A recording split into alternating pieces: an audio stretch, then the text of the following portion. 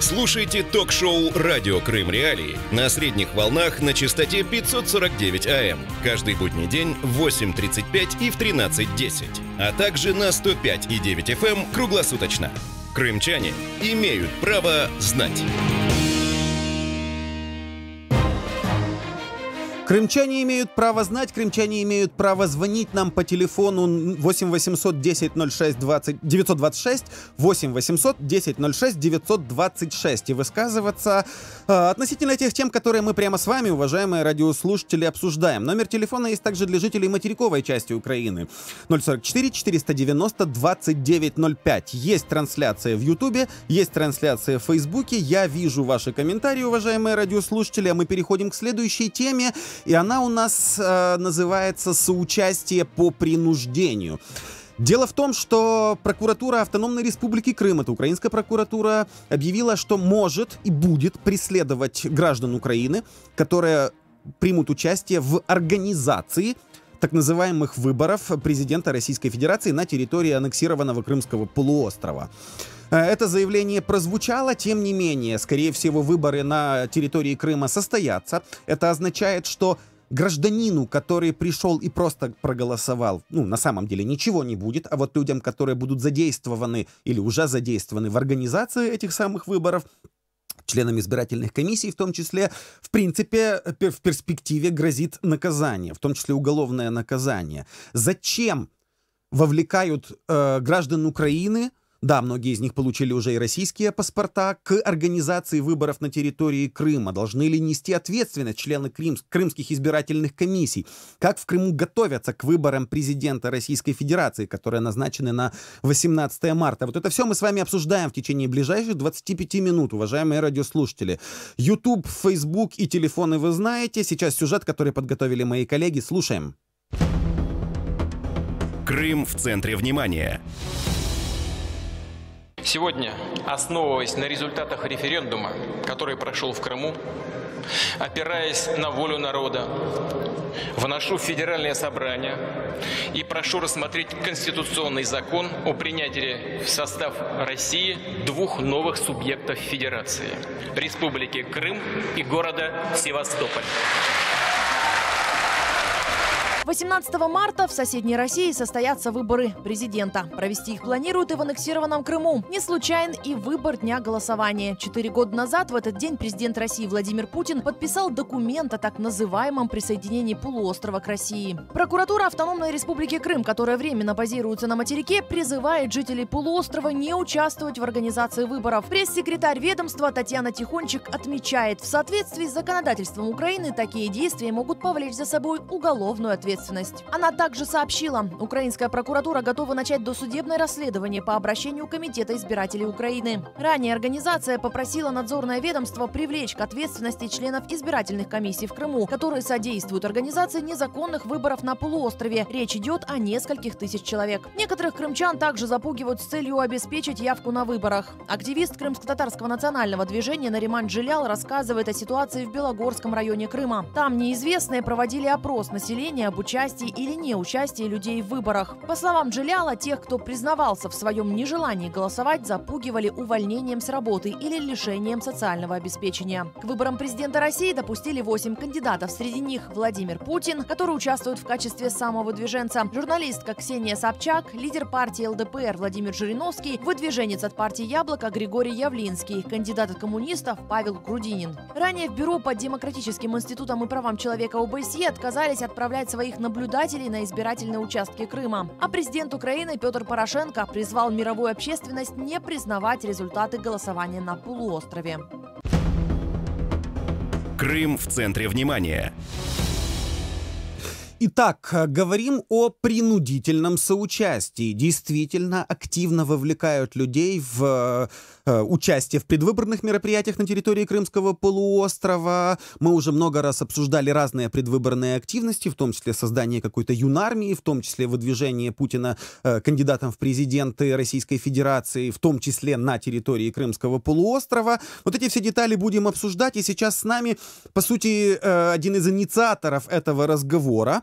Алексей Кошель, генеральный директор Комитета избирателей Украины. Напомню, это организация, которая уже больше 20 лет занимается мониторингом выборов на территории Украины. Они были авторами нескольких интереснейших проектов касательно прозрачности выборов и установления точных их результатов. Алексей, здравствуйте, спасибо, что нашли время с нами пообщаться. Доброго ранку. Скажите, участие гражданина Украины, да, даже если он получил паспорт гражданина Российской Федерации, находясь в Крыму, в подготовке выборов президента России, которые, естественно, Украиной на территории Крыма признаны не будут, причем не будут они признаны не только Украиной. Почему так много людей Кремль пытается вовлечь в этот процесс? Да, и насколько действительно рискуют люди потом, ну, что их будет преследовать украинская, например, прокуратура? Я чітко розмежовую дві категорії громадян. Перші, які приймають участь у виборах, другі, які приймають участь в організації виборів. На жаль, у нас законодавство про подвійне громадянство, законодавство, яке регулює питання подвійного громадянства, на жаль, воно є недосконалим. Саме тому ми бачимо людей з двома паспортами і в Верховній Раді, і в органах місцевого самоврядування. І вже стало, на жаль, практикою, коли громадяни України, які мають угорський, турецький, словацький, російський паспорт, приймають участь у виборах і на виборах до українського парламенту, і на виборах до парламенту сусідньої держави, або, відповідно, президентських виборах. Тому громадяни України, які будуть приймати участь на виборах президента Російської Федерації, вони жодним чином не будуть нести за це відповідальності, окрім моральної складової. Так, то есть мы фиксируем, тот человек, который просто пришел на избирательный участок и как-то проголосовал хоть за какого-то кандидата, хоть испортил бюллетень, хоть против всех, неважно, да, ему за это с точки зрения украинского законодательства ничего не будет, но что-то будет тем, кто участвовал в организации этих выборов. Так. Але ті громадяни, які приймають участь в організації виборів, мається на увазі члени дільничних комісій, так званих, на виборах 18 березня в Криму. Це територіальні виборчі комісії, дільничні виборчі комісії, так звана виборча комісія Республіки Крим і виборча комісія міста Севастополя. Ці громадяни автоматично потрапляють під дію Кримінального кодексу за статтею «Державна зрада».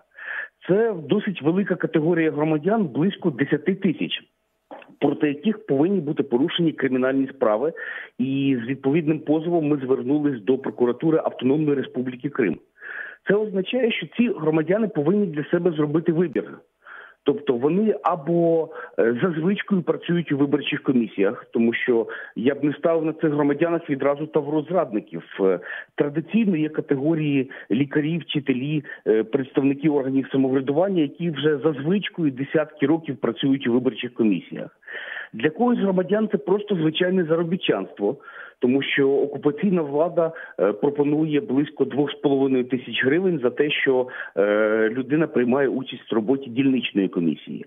Але ці громадяни повинні знати, що в такому разі їх чекає відповідальність. Це означає, що вони не зможуть їхати на територію України, там, скажімо, за дешевими продуктами, не зможуть отримати біометричний паспорт. І вони будуть перебувати під статтею Кримінального кодексу. А насколько легко выявить таких людей? Ну вот сказано в сообщении прокуратуры Автономной Республики Крым, которая сейчас базируется на материковой части Украины, что, во-первых, срок до 15 лет, как ответственность за незаконное участие в проведении выборов. И, собственно, это около 10 тысяч человек. Как выявить всех этих людей? Да и нужно ли выявлять всех, включая, там, я не знаю, в каких-то сельских или поселковых избирательных комиссиях? Ну, в своєму зверненні до прокуратури ми чітко вказали документи і ті носії інформації, де є на сьогодні подібна інформація. Тобто є так звані офіційні сайти прокуратури, виборчої комісії Криму і Севастополя, де вказано прізвище, ім'я і по батькові членів виборчих комісій. Є так звані сайти органів самоврядування муніципалітетів Криму, де також вказана інформація про голів комісій. Я переконаний, що це обов'язок прокуратури, при тому якомога швидше порушити кримінальні справи, принаймні проти кількох тисяч головних організаторів виборів, інформація про яких є на сьогодні наявною, відкритою, публічною, і це робота прокуратури порушувати подібні справи для того, щоб кримчани могли отримати сигнал про те, що Україна про Крим не забула, Україна чітко відслідковує. І також це буде сигнал не тільки для кримчан, а для всього світу, тому що нам зараз ключове завдання не допустити перетворити Крим у другу Чечню. Тому що я хочу нагадати, що на останніх президентських виборах в Чечні була явка 99,7% голосів, і за Путіна було віддано 99%. Тобто зараз влада Чечні повторює результати Радянського Союзу. Нам дуже важливо, щоб по Криму результати виборів були зовсім іншими. Даже так. А вот, кстати, наш слушатель пишет в комментариях к YouTube-трансляции, зачем что-то даже фальсифицировать, если что с Крымом голосовать, что без. За Путина проголосуют 80% населения, как пить дать. Да, действительно говорят о том, что уровень поддержки, в том числе электоральной, будет очень высоким, даже независимо от того, каким он есть на самом деле. Тем не менее, украинская сторона дает этот сигнал, что мы наблюдаем за тем, что происходит в Крыму, и наблюдаем за тем, кто занимается там организацией выборов, хотя их результат заранее известен. Насправді вся картина для Путіна не настільки райдужна. Якщо подивитись на дані останніх соціологічних опитувань станом на грудень 2017 року, от ми, скажімо, базуємося на опитуванні Левада-Центр. Це одна із небагатьох залишків соціологічних структур у Росії. То керівник Левада-Центру на грудень місяць вказував, що прогнозована явка перебуває в районі 52-54% лише. Це вкрай низький показник. Після цього в Росії була оголошена кампанія по бойкоту виборів. Після цього, скажімо, меджліс кримсько-татарського народу звертався до кримчан не приймати участь у виборах і бойкотувати вибори. Тому реальна явка в Криму фактично мала б бути нижче, аніж 50%. А загалом по Росії явка теж є достатньо проблематичною. Тому зараз реально в Росії велика паніка, і влада робить все можливе для того, щоб штучно наростити явку. Там навіть відновили так званий поквартирний обход ізбирателів, коли члени виборчих комісій в супроводі правоохоронців, представників бюджетної сфери стукають у двері кожному виборцеві для того, щоб звірити, чи є він у списках виборців, чи реально проживає, і нагадати про необхідність голосувати. Тому ми очікуємо, що в Криму будуть мати місце достатньо серйозні фальсифікації з метою наростити явку виборців, тому що для Путіна важливо, щоб Крим показав рекордні показники «за». Как, например, в 2014 году на так называемом референдуме, когда они объявили явку в 97%, а, соответственно, там тоже очень высокий процент тех, кто якобы проголосовал за якобы присоединение к России. Спасибо вам большое за комментарий. Алексей Кошель, генеральный директор Комитета избирателей Украины, был с нами на связи. Напоминаю, Комитет избирателей Украины инициировал процедуру возбуждения уголовного дела против тех, кто будет участвовать в организации выборов президента Российской Федерации на территории аннексированного Крымского полуострова. Мы с вами услышимся еще через несколько секунд, и у нас будет уже следующий спикер. Важные события, спорные заявления, последние новости, горячие темы. Все это в прямом эфире с 8 до 11. В эфире самого крымского в мире радио. Радио Крым Реалии. Радио Крым Реалии. Меня зовут Павел Новиков. Обсуждаем тему, которую мы назвали «Соучастие по принуждению». Итак, люди должны, многие просто много лет этим занимались, или, например, они бюджетники, соответственно, не сильно свободны в своем выборе. Тем не менее, по разным причинам люди вынуждены участвовать в организации выборов 18 марта. Много символизма в числе 18 здесь. Смотрите, выборы назначены на 18 марта. Да, это тот же день, в который 4 года назад Путин подписал документ о якобы присоединении Крыма к Российской Федерации. 18 миллиардов гривен рублей выделено на проведение выборов президента России. 18 лет находится Путин у власти. И, соответственно, в этот раз пойдут голосовать люди, которые уже родились при правлении Владимира Путина. Вот им исполняется 18, и они становятся избирателями. Крымско-татарский активист Нариман Джилял с нами на связи. Здравствуйте, Нариман. Доброе утро. Ну вот сказано, что первое, будет судебное преследование тех, кто участвует в организации выборов президента России на территории аннексированного Крымского полуострова. Но есть вторая часть. Да, действительно ширится идея о бойкоте этих самых выборов, и отдельную позицию занимает крымско-татарский народ. Насколько из-за этой самой отдельной позиции, ну, я не знаю, подвергаются преследованиям крымские татары, живущие на полуострове? Насколько их стараются вовлечь именно что в избирательные комиссии, например, и сделать точно так же соучастниками по принуждению?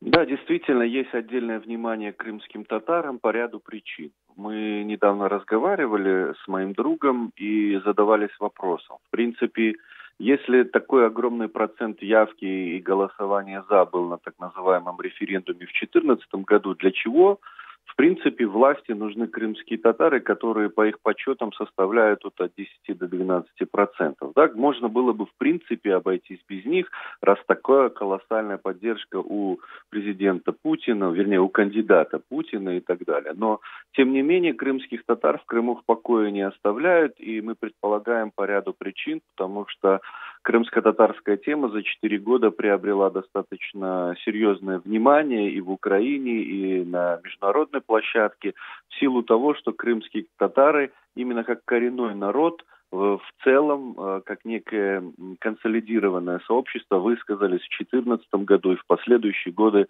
против так называемого присоединения. И уже и на референдуме, и на 2 выборах в 2014 и 2016 году фактически бойкотировали эти политические процессы. И сегодня крайне важно для Кремля продемонстрировать участие и голосование на выборах. Причем в этот раз уже заявляется не важно за кого, важна сама явка и достаточно высокий процент ее обеспечения для демонстрации поддержки крымскими татарами и самого политического этого процесса. И, конечно же, я думаю, в Кремле хотелось бы именно голосования за конкретного кандидата. Ну и второй момент – это то, что те из наших соотечественников, которые в 2014 году вошли в такую тесную коллаборацию, да, сознательную, я сказал бы, коллаборацию с крымской и кремлевской властью, они заинтересованы в привлечении крымских татар для того, чтобы продемонстрировать свой некий якобы авторитет, свое влияние на крымских татар и свою способность привести их на избирательные участки, потому что все эти 4 года они не смогли не добиться реального авторитета, не продемонстрировать хотя бы такой виртуальный авторитет Кремлю и, соответственно, доказать некую свою полезность власти и так далее, и так далее. Поэтому под таким двойным, скажем, давлением находятся наши соотечественники. И нужно сказать, что, опять-таки, вы уже говорили, что участники или работники бюджетной сферы, это понятное дело, очень сложно. Всем приходится, вне зависимости от национальности. Их просто в принудительном порядке принуждают участвовать в выборах и так далее. И мы, как активисты, это понимаем, но призываем их, если даже они непосредственно под каким-то принуждением идут, то не тянуть на избирательные участки членов своих семей и так далее, оставить лучше их дома, заниматься домашними делами, то есть все-таки небольшой процент людей, которые пойдут. Мы понимаем, 4 года – это достаточно длительный срок, чтобы поддаться влиянию Хорошо, но получается тогда, что те люди, которые, например, будут вовлечены в том числе против своей воли в организацию избирательного процесса, являются потенциальными заключенными с точки зрения украинского законодательства, потому что прокуратура Автономной Республики Крым уже готовит иски, Комитет избирателей Украины выступил инициатором, и, по сути, человеку может угрожать там, до 10, а то и до 15 лет лишения свободы за вот такое, вынужденное соучастие. Что вы говорите своим согражданам, что вы говорите людям, как им поступать, какую рекомендацию вы даете? И будете ли вы, например, отстаивать права тех, кто действительно вовлечен против своей воли? Да, действительно, главная наша задача состоит в чем? Мы демократическая структура, и поэтому угрожать, принуждать к чему-то людей не будем и никогда этого не делали. Наша задача сегодня довести до ведома, то есть проинформировать людей о том, что их шаги сегодня, чем бы они ни были мотивированы, собственным выбором или принуждением, могут для них обернуться впоследствии уголовным преследованием. Это наша главная задача, и мы просто объясняем людям, чтобы они смогли осознанно сделать выбор. Пострадать возможно сегодня, и даже не так сильно, или пострадать завтра. Моя личная позиция вообще заключается в том, что я людям стараюсь объяснить, что если сегодня будут одиночки, которые найдут в себе силы не соглашаться с этим принуждением, которое абсолютно противозаконно сегодня, то есть человека не могут увольнять за то, что он там не пользуется, не идет на выборы и так далее, потому что никаких санкций за это нет, что если это одиночный случай, то человека легко принудить, легко наказать и так далее, и так далее. Если же это будет масса людей, которые скажут, нет, мы не согласны с подобным принуждением, то власти ничего не смогут поделать, потому что с массами бороться, с массами бороться очень сложно. Нариман, останьтесь, пожалуйста, на линии. У нас есть звонок из Крыма. Возможно, у нашего респондента есть вопрос к вам или какое-нибудь свое мнение. Доброе утро. Представьтесь, пожалуйста, задавайте свой вопрос или высказывайте мнение. Доброе утро. Здравствуйте, доброе утро. Я тоже звоню из Крыма, я работаю за рубежом. Бываю в Крыму иногда. Знаете, то, что я наблюдаю сейчас в Крыму, это полное безобразие, это полное мракобесие, это непонятно что. Что творится с моей родиной. Я такой же, как и Нариман Джелял. Я тоже крымский татарин. Нариман Джелял, салям алейкум. Радио Свобода, вам тоже здравствуйте. Салям алейкум. Дело в том, что действительно я наблюдаю, что здесь какой-то принудительный, какой-то образ принудительного голосования, принудительного того, студентов и 5-10, работников, все. Я не знаю, как мои соотечественники к этому отнесутся. Я, конечно, всех так же, как и Нариман Джелял говорил, он мой друг, и я говорю всегда держать свою, пожалуйста, позицию. Всем крымчанам. Здесь много крымских татар. Основная поддержка и основная, в общем-то, костяк своей родины. И здесь есть и украинцы, не надо и о них забывать, которые бьют о Крыме, о свободе Крыме и о украинском Крыме ничем не менее. И это нужно обязательно. Это нужно обязательно слышать. Спасибо вам большое. Нариман Джелял все еще с нами на связи. Собственно, комментировать высказывание нашего респондента сложно, потому что он не просто вас поддержал, а еще и сказал, что он ваш друг. Как вы считаете, к какому результату придут вот эти самые выборы? То есть будут ли люди, я не знаю, наказаны за участие в организации этих выборов? Будут ли реальные уголовные дела и будут ли реальные посадки потом? Вы знаете... Я думаю, что если сказали букву А, нужно говорить и букву Б. Я думаю, что Украина должна четко фиксировать весь избирательный процесс, который происходит в Крыму сегодня, вплоть до его окончания. как и любые другие процессы, которые нарушают законодательство Украины. Я не сторонник того, чтобы потом люди массово преследовались. Очень сложно будет, конечно, отделить принудительные действия людей от непринудительных, но осуществить проверку и выявить тех сознательных людей, которые оказывали давление. Вот и их уже привлекать к ответственности. Извините, у нас очень мало времени. Нариман Джилял, крымско-татарский активист, был у нас на связи. Роман Шахматенко, украинский юрист, специалист по международному праву, сейчас подключается к нашему разговору. Роман, здравствуйте. Сразу к вам вопрос. Реально ли привлечь до 10 тысяч человек к уголовной ответственности за организацию так называемых выборов президента России в Крыму? Давайте сразу расставим точки над «и», о чем вообще идет речь, да, то есть, в рамках чего их стоит или можно, в принципе, привлекать к уголовной ответственности. В нашем уголовном кодексе существует 2 статьи, которые фактически наказывают, в том числе за коллаборационизм. Это статья 111, это государственная измена, и 258, финансирование терроризма. Дело в том, что проблема со статьей 111 «Государственная измена», что переход на сторону врага считается таким, когда есть военный конфликт, либо военный стан.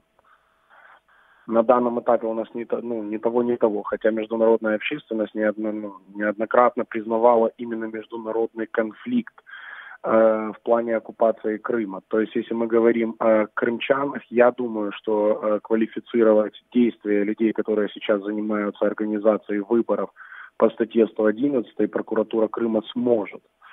Да, то есть, как таковой проблемы нет.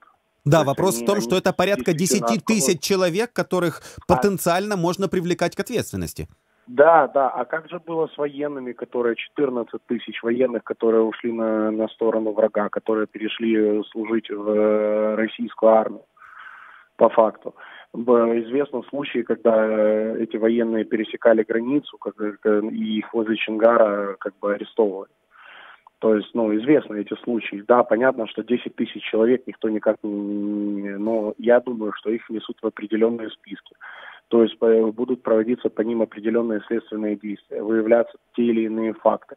Но вряд ли все 10 тысяч окажутся за решеткой. Извините, у нас заканчивается время. Спасибо вам за комментарий. Очень коротко получилось. Идея ваша понятна. Роман Шахматенко, украинский юрист, специалист по международному праву, был у нас на связи. Говорили сегодня о вынужденном участии в организации выборов президента России на территории аннексированного Крыма. Услышимся через несколько секунд. Это радио Крым Реалии.